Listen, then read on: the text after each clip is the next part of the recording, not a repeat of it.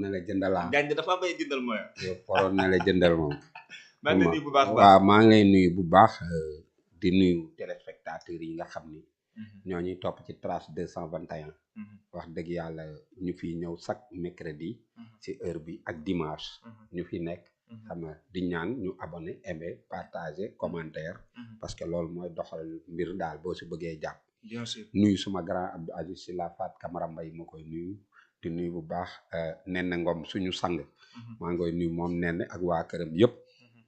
yàlla na ko yàlla defal jàmm suma xarit boobu di nuyu bu baax Makutu Konte di nuyu bu baax soxna May Jaxate xam nga di nuyu aw mbub sama magi bopp moom it maa ngi koy nuyu Séri Moussa Cissé di nuyu Ami Ndiaye présidente groupe Topka di nuyu Fama Kassé Ndoura Sène Mina Sambu Aliou Ñing suma goro suma ménageur di nuyu bu baax wax dëgg yàlla monsieur Sarr Mali Souleymane Gambien Souleymane Sénégal di nuyu ñëpp daal képp ku may bëgg di nuyu Roxi Baaji yaay Fatmata ak Ibrahim suma xarit boobu suma mag jooju nekk ca Gambi moom tamit ma leen di nuyu ak ñoom Fatmata Sagna bàyyuma kenn di nuyu bu baax wax dëgg yàlla yaa fàttaal suma rek moom tamit ma koy nuyu ak Aïssa Camara xaritam maa ngi leen di nuyu bu baax borom Norvège ñoom maa ngi leen di nuyu quoi di la nuyu yow tamit. macha allah maa ngi lay bégg bu baax a baax sama grand bi di ko jaajëfal bu baax a baax saa su ne ci émission bi nga xam ne dañ koy def sénégalais yi tàmm ko bu baax a baax saa su ne bu waxtu bi jotee dañuy bàyyi lépp lu ñuy def dañuy suivre seen ay télévision mais aussi ñeneen ñi nekk ci oto yi sax dañuy génne seen téléphone dañuy suivre à travers suñu ay plateforme digitale kon merci beaucoup quand même ci fidélité bi ngeen xam ne am ngeen ko fii ci Trace 221 TV moo ngi doon tey seen émission autrement bien sûr on va parler beaucoup de choses ci ay points yi nga xam ne vraiment bokk na ci actualité yu gën a fës actuellement ci 2 jours yi mais dama koy dooree rek Jimbori dama lay féliciter d'abord balaa ñoo commencé suñu premier point gis nañ barki Dembo Ndiaye suñu final bi mu nekkoon final bu métti lool de par la grâce de Dieu alhamdulilah ñu muñee gagné benn bal ci dara maa ngi lay féliciter tout d'abord balaa ñoo commencé waxtaan. waaw mais ñoo ko bokk affaire moom ndamal ñëpp la et puis ndamal Afrique la quoi wax dëgg yàlla neex na trop. wax dëgg yàlla waaw. moo ngi noonu ci 18 janvier barki Dembo Ndiaye ci le Sénégal doon football final. Coupe d'Afrique des Nations foofu ci Maroc 35e édition bien sûr CAF lii demel moo ko organisé mais ci final bi Jimbori ñu gis ci décision arbitrage yi arbitre bi des fois man dañ ne buñ ne commencé tak première mi-temps bi plus de 5 minutes et quelques si la réaction yi nga xam ne ñun supporters ñi nga xam ne ñu ngoon fii ak même les supporters yi nga xam ne ñu ngoon foofu ca Maroc ñenn ñi commencé de réaction ne arbitre bi fu mu jëm ak ñun neexul début bi ñoo espérer football xam nañ bu baax a baax parce que début bi arbitre bi noonu la commencé di tirer mën naa ne ay coups francs yoo xam ne c'est trop sévère ñu gis début bi ba tey ñu continuer ci ba ba ñu waaj a dem prolongation laata demaguñ prolongation gis nañ décision arbitrage bi nga xam ne def na ko Sénégal dugal arbitre nam dem checker VAR même pas 2 minutes de jeu Brahim Diaz langaamu ci kaw El Hadji Malick Diouf arbitre dem checker dem VAR alors que Sénégal ba mu dugalee demul checker VAR ci décision arbitrage bi toll mel ni final namtu dem VAR naka nga jàngatee bile final bi nga xam ne actuellement moo nekk polémique bi nga xam ne moom la ñëpp di waxtaanee. waa xam nga final bi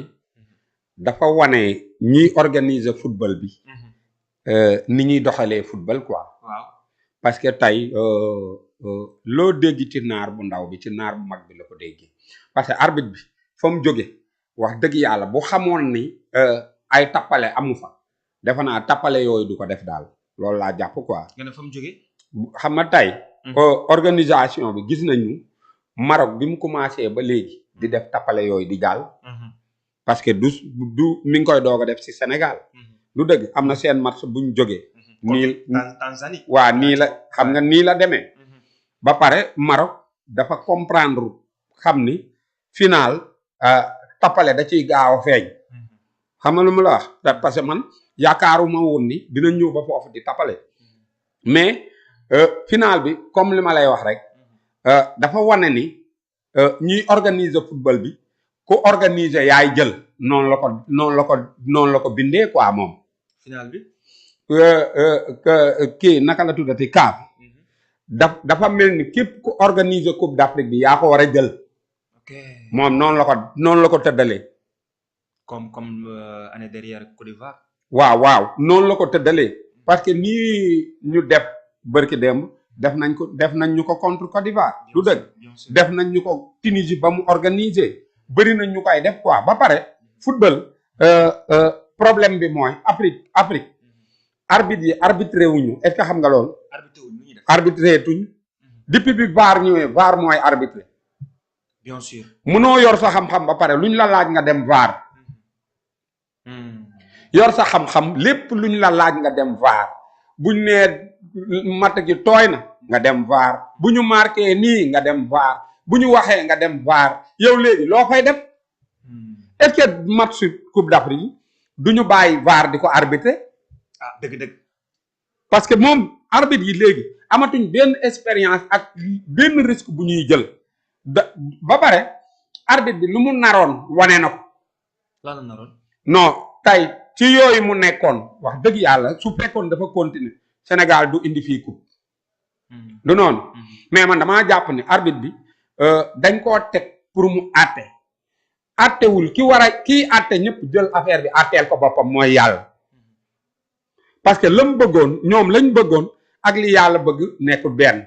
parce que boo seetee match bi da ngay gis ni bo Sénégal da koo teg ci football kese mais boo seetee match bi aussi ci côté Maroc tegu ko ci football kese le fait que ñuy football ngay jël ay serviette di la nga amu ay nit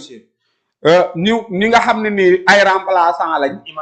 waa ni war a remplacer ni nekk remplaçant war a daw seen yaram tàng ñu nekk ci serviette góol bi nekk fa di xeex di def ay affaire di direeku kon dañuy jàpp ne Maroc bi muy ñëw tegu ko ci football quoi. tegu ko ci football mais parce que xam na ne équipe bu mel ni Sénégal. waaw il faut nga jouer tamit ci mentalam il faut tamit nga jouer. waaw ci leen loo xamante ni moo ko mën a perturber. pour mën a gagner match mais xam ne bu dee côté football Sénégal moo ko mën. non xam nga Maroc. Sénégal da koo jàng te moom jàngul Sénégal. xam nga loolu. Sénégal daa jàng Maroc te moom. jàngul Sénégal lu waral sarbet bi. nit ñëw taxaw fa téyel ko kii Mendy. kon jàng nañ leen ñoom. am na wala amul. Nigéria bi leen jàngul dañuy teg sarbet ñu yóbbu ñu tegaat teg sarbet ñu yóbbu tegaat noonu lañ doon def xam nga kooku jàngu leen. mais ñoom diiran bi ñu ñëw Sénégal daf leen jàng mais ñoom jànguñu Sénégal. parce que boo Maroc bu jàngoon Sénégal ci lii rek la doon xool daa di football normal xam nga mooy la Sénégal bi mu fekk jee Congo public boobu wàccul Maroc dëgg kon waroon naa xam ni Séné ba pare ñu mëne ko 2-0 ñu jëli ko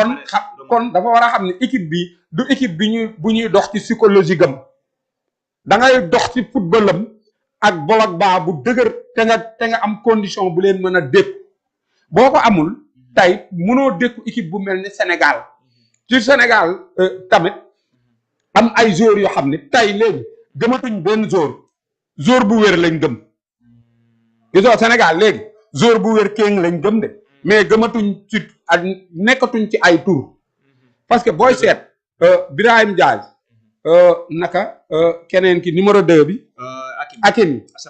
waaw ak naka la tudde borom bopp bu toj bi xaw ma Trezeguet non pas Trezeguet waaw léegi ñoom ak Trezeguet ñoom si seen football yooyu rek la tegu parce que booy bale bi bopp bi di nàcc ñoom nanguwuñ ko génne kon ñoom amuñu ko remplacer te Sénégal ku soox di lappi sax génne nañ keneen dugal bu yàgg te ba pare Sénégal bu njëkk ba da nga daan génne am na match fii Sénégal Égypte Amara Traoré génne Mamadou Niang ñu ne ko yaa jaay suñ mat temps boobu Mamadou Niang rek lañ am comme zone mais bu ñu demee ba koo génn gisoo Krépin te kaasoo Krépin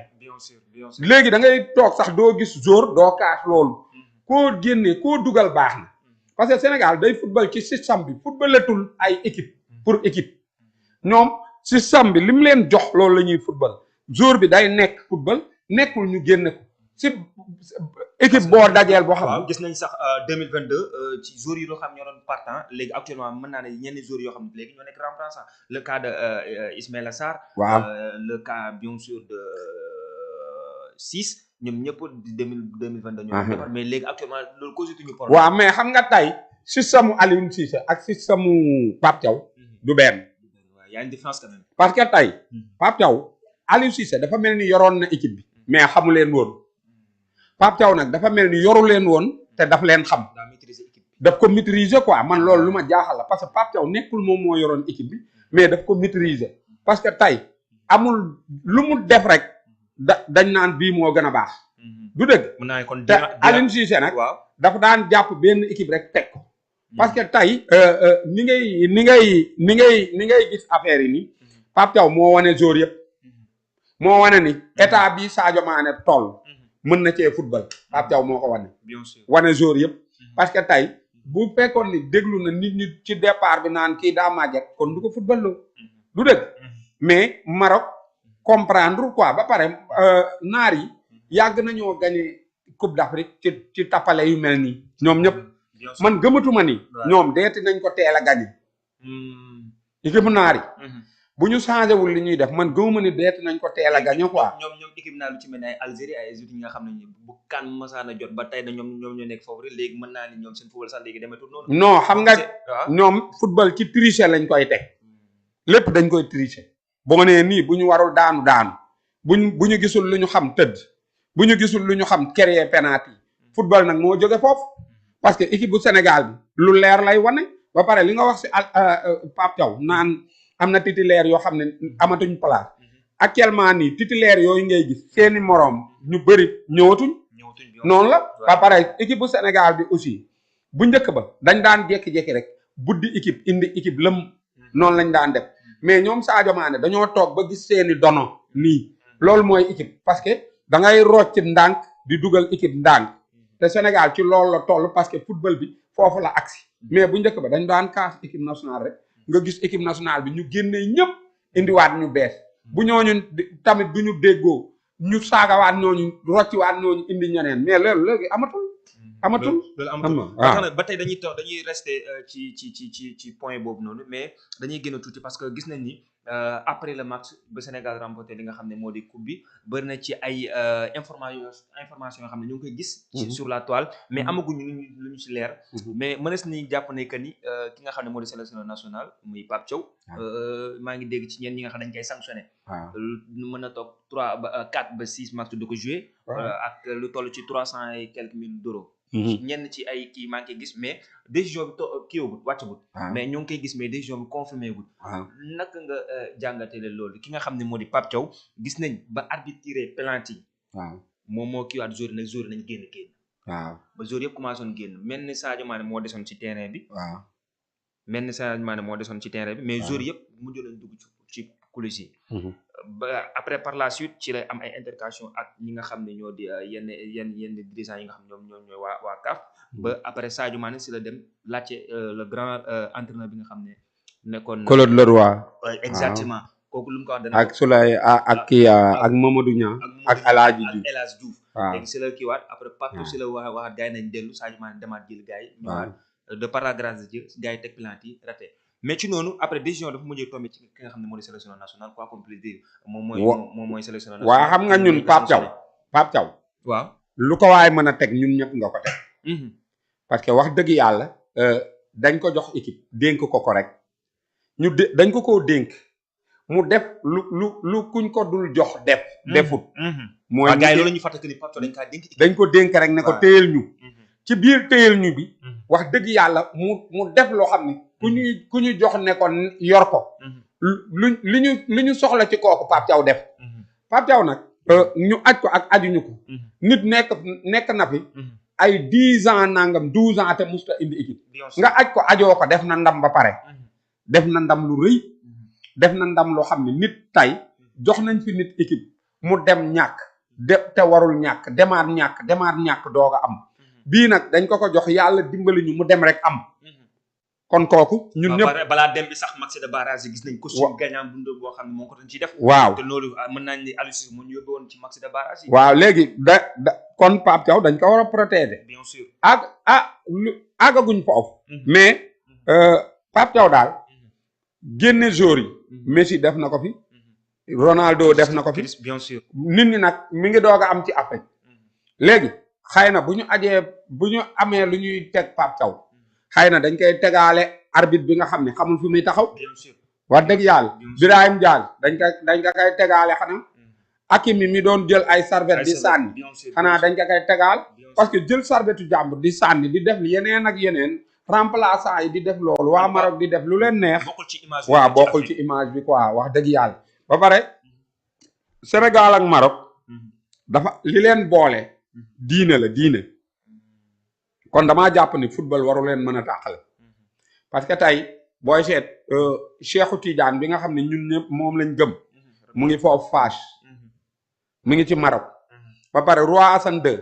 mu ma ñëw ba fii gën a dëggal loolu tabax grande mosquée bi yooyu yëpp moom moo ko tabax lu dëgg kon ñun diine moo ñu boole kon defe naa am foo waru faa yàq wax dëgg yàlla waaw dañ ko war a yamale ci foog ree rek mu yem ci foog ree mu jeex actuellement nii Coupe d'Afrique bii jàll na ba pare Maroc na sant yàlla bi mu finaaloo organiser na ko ca finaaluwul demi-finale la yemoon bi mu ko organiser 88 demi-finale la yem mu organiser waat ko bii dem finale du sant yàlla bële passé mu ak équipe boobu moo gënoon a ngand ñoo gënoon wér ñoo dàqoon a football te ñooñu demi-finale la leen Cameroun dóor ñu toog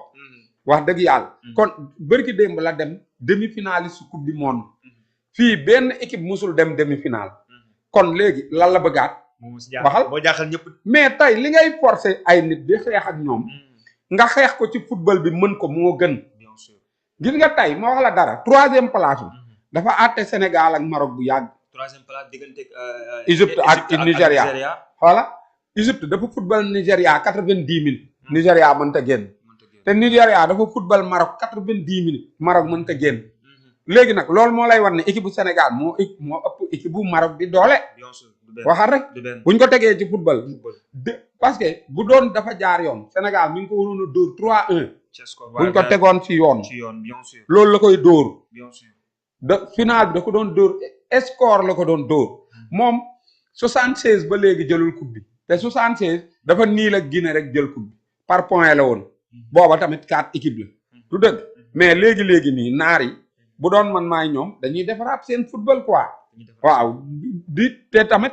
football léegi nekkatul ay polémique wala ay nangam moo koy gagné gis nga léegi ku bëgg a gagné da nga koy gagné si match bi mais mënatoo koo gagné si leneen non yooyu dafa jógee ci football sax ba pare VAR bi ñu indi dafa gën a leeral ñii ci tappale yi ñu nekkoon parce que même waaw loolu mooy affaire bi quoi na mën a woo arbitre bi mu dem xooli action bi nga xam ne Sénégal xam nga Afrique bu ñu bëggoon noppalu ñu yor affaire football bi dañoo waroon wax ni VAR pour tubaab yi la ñoom ñu bañu jël VAR mais jël VAR ba pare te VAR bi bu la wanee mu leer na la lii du yoon te doo ko appliquer kooku